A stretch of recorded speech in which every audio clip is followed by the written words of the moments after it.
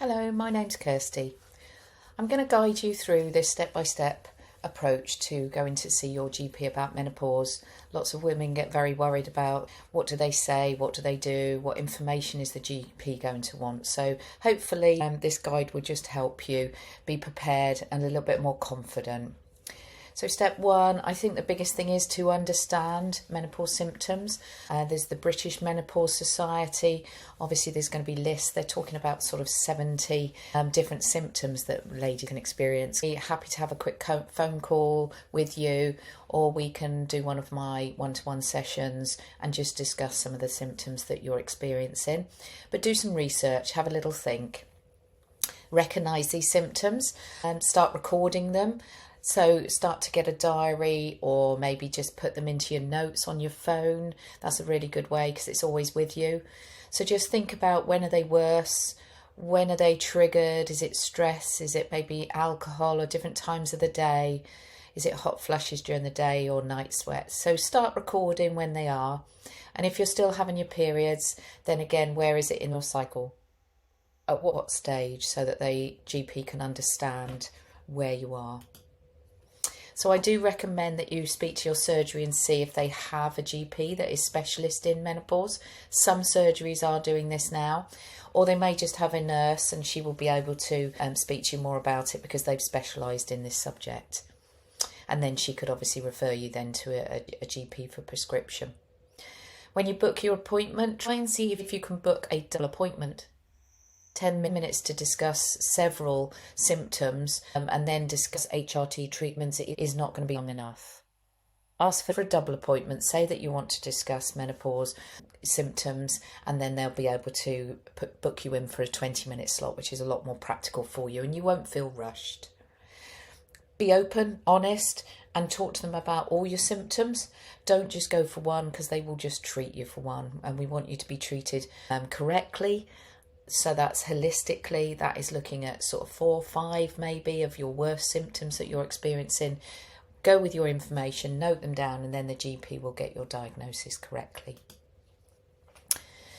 So if you are able to and think that you will go for HRT, then if the GP doesn't mention it, so I think I'm in menopause, I'm the right age, they won't do blood tests, very unlikely to do blood tests, so it is a case of just saying, well, let's try and let's see if this reduces your symptoms. So speak to your GP, discuss the risks, the benefits, your family history of health, your history of health, and they will get the right medication. There is so many to choose from these days, and they are very tailored to each individual. The way that you can have patches like the lady on the picture, or gels, they're very much less invasive than taking a tablet like you used. So the GP may discuss ways that you can try to treat yourself without taking any HRT.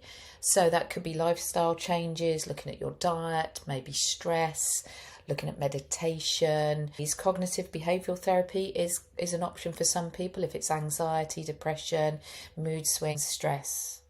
That could help with some of the impacts of stress on your body, because at the time when you're going through menopause, then these things will make such a dramatic difference and make your symptoms worse. Vaginal dryness, there can be things you can just get over the counter at the pharmacy, or again, your GP might prescribe something specific for you if that's your issue.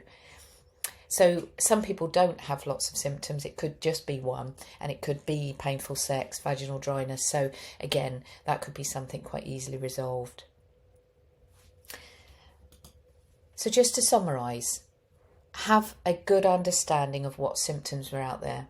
Which symptoms do you think that you didn't realise was a menopause symptoms? Could be dry mouth, it could be dry eyes, it could be all sorts of things, lack of sleep. I think those are common. Hot flushes are common. We are aware of those, but there are some others that you could be experiencing, and note them down, record them. Acknowledge when they happen and what triggers them.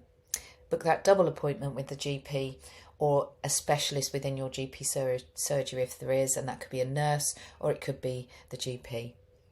Discuss all your symptoms, go with your notes, explain, and then you're going to get the right treatment.